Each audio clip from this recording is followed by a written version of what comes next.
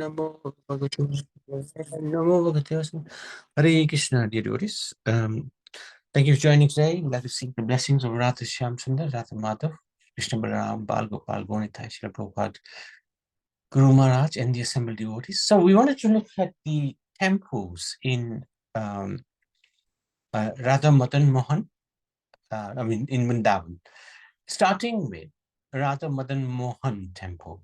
This is a very beautiful, it's based on the banks of the Yamuna.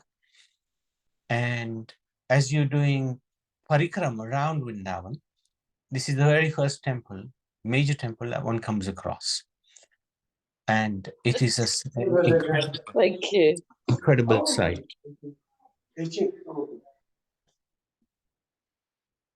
It's an incredible sight. It really is the most glorious view of the Radha Madan Mohan temple.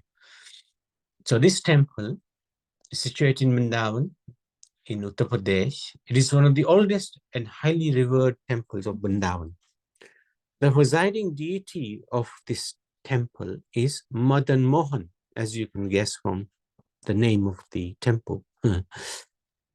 Madan Mohan is Krishna himself, a form of Lord Krishna, who is present in the center altar of the temple with his consort, Radharani, and also Lalita is on the side of, on the other side of Krishna.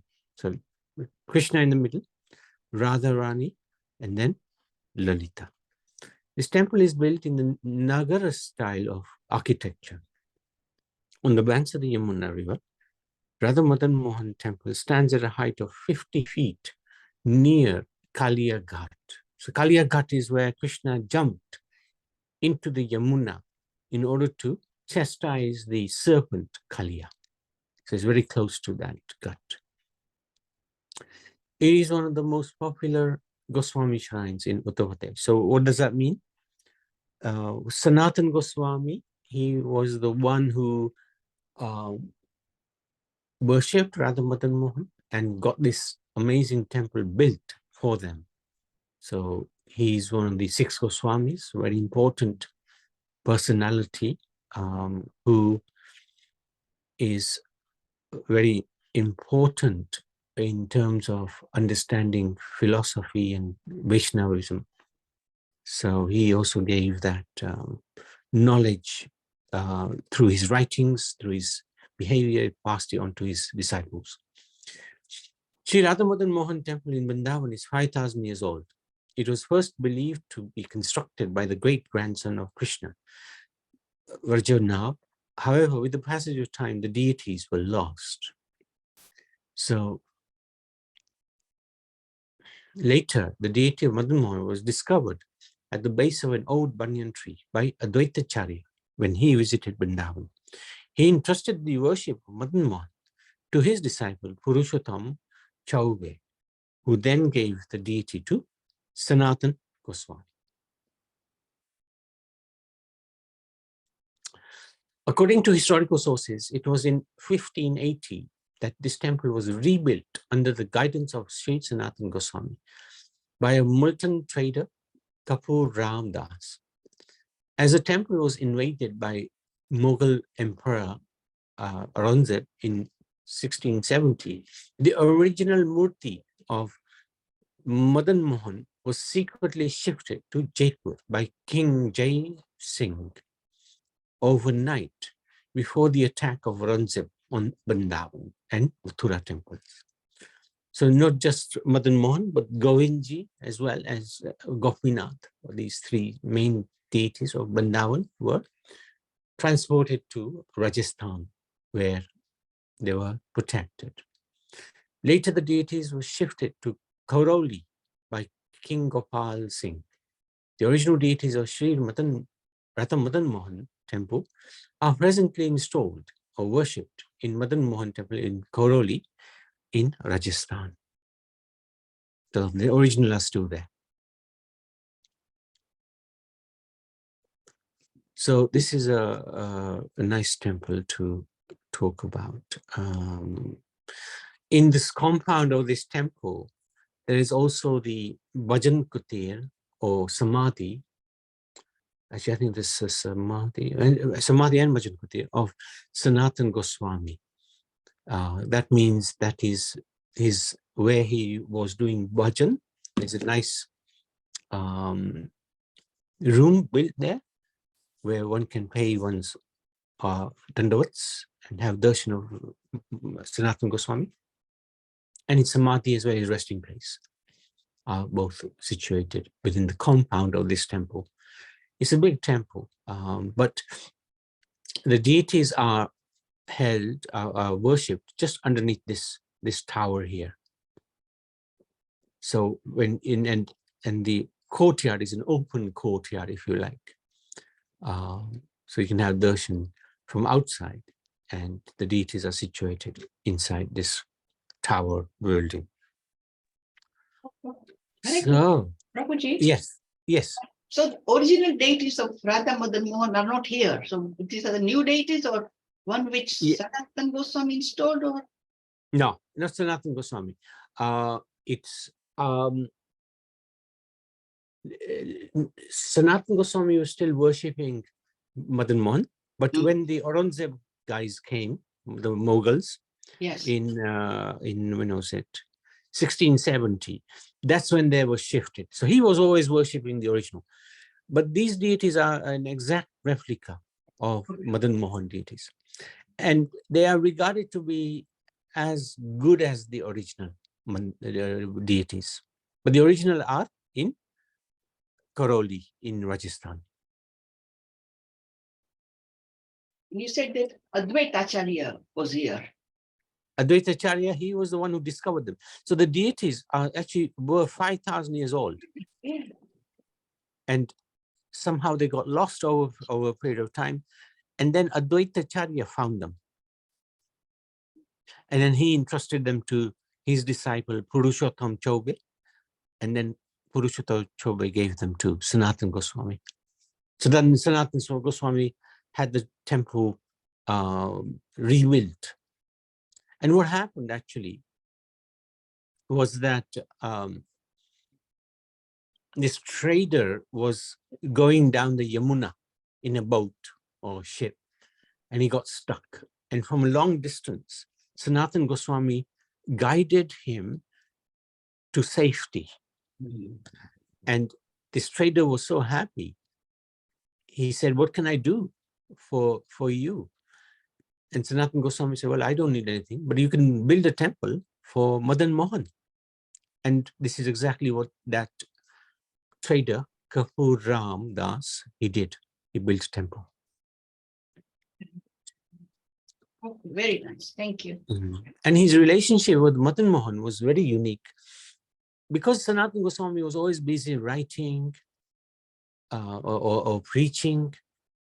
He would only offer some roti to the Lord. And one day, Madan Mohan, the Lord, Krishna, he said, "Well, why don't you give me a little butter on this roti at least?" It's a bit dry. And Sanatan Goswami, he said, "No, I won't. Because today you're asking for butter, tomorrow you're going to ask for sabji. And I haven't got time. I want to do my work. I won't have time if I'm going to be engaged in cooking, because this work of writing is very important for the future, for the development of the devotees in the future." So he wrote many books, some of which we are studying as well. So very interesting relationship he had with Krishna. So let's go to another temple, Radha Raman temple. This is a extraordinary temple, actually. The deities, actually, you can't make out very clearly here. Maybe we'll have a look if we can find some pictures on the internet. But they are of Krishna, Shaligram. Let me see if Shanti's put it on here. Ah, no, she hasn't. Let's have a look if we can find a nice picture. Now, internet is a little dodgy, but let's try.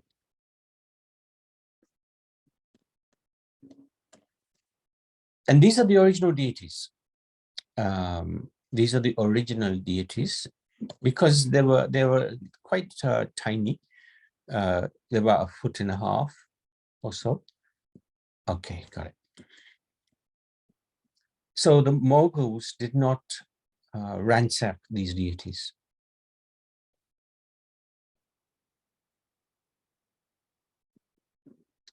There you go. This is the deity. Very, very beautiful. This is actually Shaligram. And these are the original deities in Vrindavan.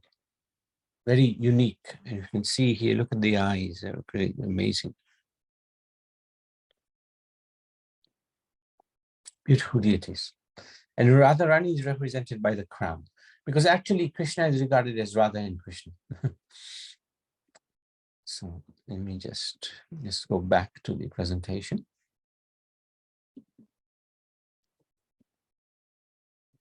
Okay.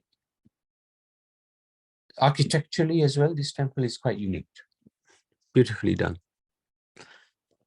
Radha Brahman Temple is a temple situated in Vrindavan. It is dedicated to Krishna, who is worshipped as Radha Raman. This temple is counted as one of the 7 most revered ancient temples of Vrindavan. And what are these 7? Radha Vallabh, Radha Damodar, Radha Madan Mohan, Radha Govindji, Radha Shyamsundar, Radha Gokulanandan, of course, Radha Banka Bihari as well. The temple houses the original Shaligram deity of Krishna alongside Radha. And Radha is represented by a crown. Radha Raman means the lover Raman of Srimati Radharani. The temple was established over 500 years ago by Gopal Bhatt Goswami. So he's also one of the 6 Goswamis, alongside Sanatan. At the age of 30, Gopal Bhatt Goswami came to Vrindavan. After Chaitanya Mahaprabhu's disappearance, Gopal Bhatt Goswami felt intense separation from the Lord. To relieve his devotee from the pangs of separation, the Lord instructed Gopal Bhatt in a dream. If you want my darshan, then take a trip to Nepal. In Nepal, Gopal Bhatt bathed in the famous Kaligandaki river. Upon dipping his water pot in the river, he was surprised to see several Shaligram Shilas enter his pot. He dropped the Shilas back into the river, but the Shilas re-entered the pot when he refilled it. Gopal Bhatt Goswami found 12 Shaligram Shilas. So he brought those Shilas back to Vrindavan, and he would worship them every day. He also would help the other Goswamis worship their deities, like he would help Jiva Goswami worshipping Radha Shyam Sundar, or Sanatan Goswami worshipping Radha Madan Mohan. And one day he felt this great intense desire to worship them, his Shaligram, because Shaligram is just round. You can't really put jewelry or can't decorate them, like, or put a crown on them necessarily. So he had this great desire to worship them in the same way that the other deities were being worshipped by the 6 Goswamis, by the other Goswamis. Anyway, it is believed that once a wealthy man came to Vrindavan and offered Gopal Bhatt a variety of clothes and ornaments for the Shaligrams in charity. However, Gopal Bhatt couldn't use these for his round-shaped Shaligrams. He advised the donor to give the deity decorations to someone else. It is believed that the donor refused to take them back, and Gopal Bhatt kept the clothes and ornaments with his shilas. So anyway, he had this great desire to worship the deities with shringar, to dress them and to put jewelry on them. So what happened? On the Purnima, full moon day, in the evening after offering Nivedya, that's Prasad, Bhoga, to his Shaligram Shila. Gopal Bhatt put them to rest, covering them with a wicker basket. Late in the night, Gopal Bhatt took a little rest. In the early morning, he went to bathe in the Yamuna. Returning from his bath, he uncovered the Shaligrams in order to render puja and saw amongst them a deity of Krishna playing the flute. This is so amazing. So this is the form that was beheld. He saw this beautiful Shaligram. That was the biggest Shaligram, and it converted into the form of Krishna. So Krishna fulfilled the desire of Gopal Bhatt. Very unique form. The Shaligram doesn't appear like that. Okay. There were now only 11 Shilas and a deity. The Damodar Shila had manifested as the beautiful three-fold bending form of Tribhangananda Krishna. In this way, Radharaman emerged in a perfectly shaped deity form from a Shaligam Shila. Very unique, very unique. So Sanatan Goswami, he gave Diksha to one of his disciples who entrusted the worship of Radharaman. And from that disciple to now, generations of families have taken care or worshipped Radharaman. So there are many priests coming from this Goswami family who take it in turns to worship Radharaman. The prasad for Sri Radharamanji is prepared by the male members of the Goswami families in the temple kitchen. The fire in the kitchen lit in early days of the temple still continues today. So this fire is 500 years old, at least. The Goswami's family are allotted a calendar in advance for their personal service period. So they get something like maybe a week or 2 weeks, depending on the family, a year.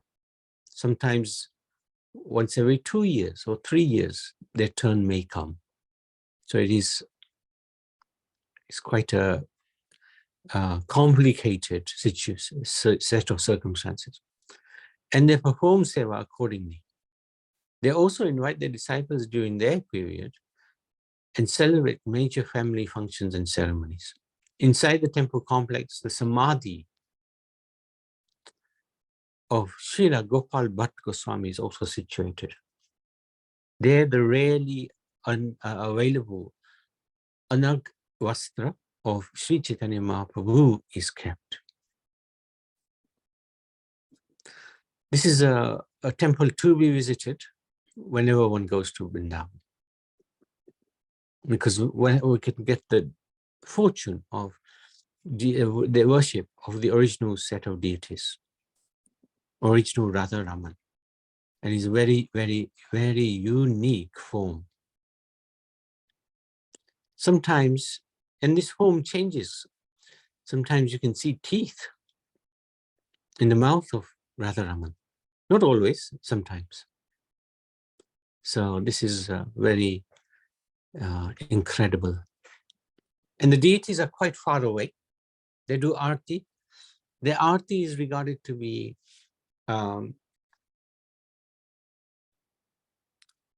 according to the Vedic traditions. Prabhupada, I think, asked the devotees to learn from Radharaman Pujaris.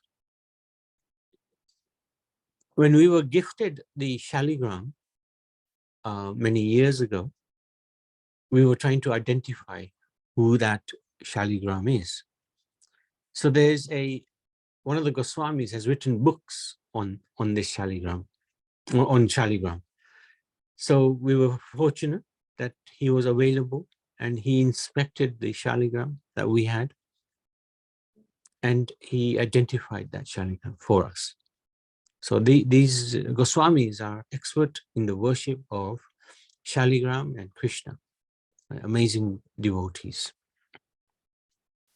So let's do one more. Unless there's any questions or any comments, let's do one more. We're going to cover quite a few temples. So we'll do it over a period of a few days. Radha Vallabh Mandir. This is the deity. And this is really unique. I don't know if you can see the eyes. They're like, he's like squinting through the eyelids. And this is his form. It's a very beautiful form. You can get quite a close darshan. He's decorated so magnificently every day, holding a flute. And they really decorate him very opulently. Radha Vallabh temple, also called the Radha Vallabh Ji temple, is a historic temple in the city of Vrindavan, Mathura district, Uttar Pradesh, Bharat. This temple is dedicated to Radha and Krishna. The central deity of the temple is Krishna, who is worshipped under the name of Sri Radha Vallabh, which means the consort of Radha. Alongside Krishna is a crown is placed which signifies the presence of Radharani.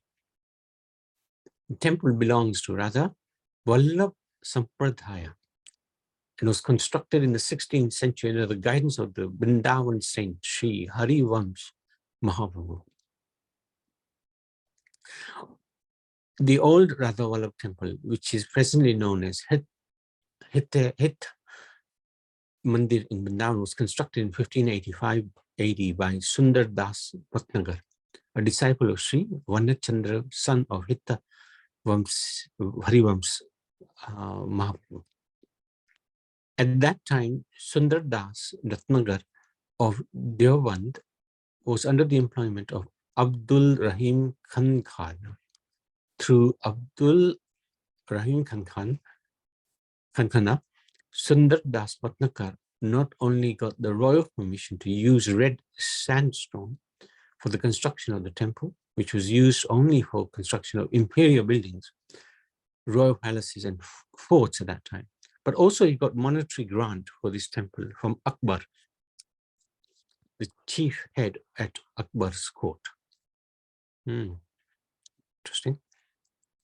Descendants of Sundar Das Bhatnagar at Deoband still have the temple documents with them. It is said that King Man Singh first decided to construct this temple, but on hearing a legend that whosoever constructs a temple would die within a year, he backed out. Though later the legend did come true, Sundar Das Bhatnagar, who constructed the temple, died within a year soon after the construction of the temple was complete. So when the devotee builds a temple and dies, of course, he's built his place in the spiritual world. It's not that he's dead because he's built the temple and goes to hell, but he actually goes back to the spiritual world. According to popular legend, the deity Radha Vallabh was never made by any sculptor. The deity was given to a devotee named Atmadev by Lord Shiva himself because of his arduous devotion and prayers. The hit Harivamsh Mahaprabhu, he lived 31 years in place called Devan. In the 32nd year of his age, he left for Vrindavan. On his way to Vrindavan, he is ordered by Radharani herself to marry the daughters of Atmadev and take the deity of Radha Vallabhji to Vrindavan with them. As ordered, Harivamsh Mahaprabhu married the daughters of Atmadev, and Atmadev gifted the murti of Radha Vallabhji to his daughters and Harivamsh Mahaprabhu on their marriage. Interesting. Sri Radha Vallabh temple was situated near Gautam Nagar on the cliff near Banki Bihari temple. It stands out due to its striking architecture and magnificent decor. constructed in 1585, the Vrindavan temple is one of the oldest and long-living temples, majestically built using red sandstone at a time when the wall of the temple is 10 feet thick and are pierced in 2 stages, whatever that means. So this is, again, extraordinary temple. And there is another tradition here where the families who worship the deities. It's not as intricate as the Radharaman temple, but here also there is a tradition of worship by various families of this glorious deity. Okay. Oh, I see.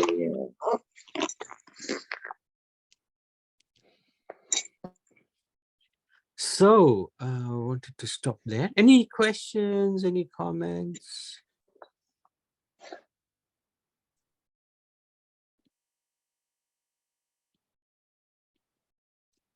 Okay, we can stop there. Radha Madan Mohan ki jai, Radha Raman ki jai, Radha Vallabh ki jai.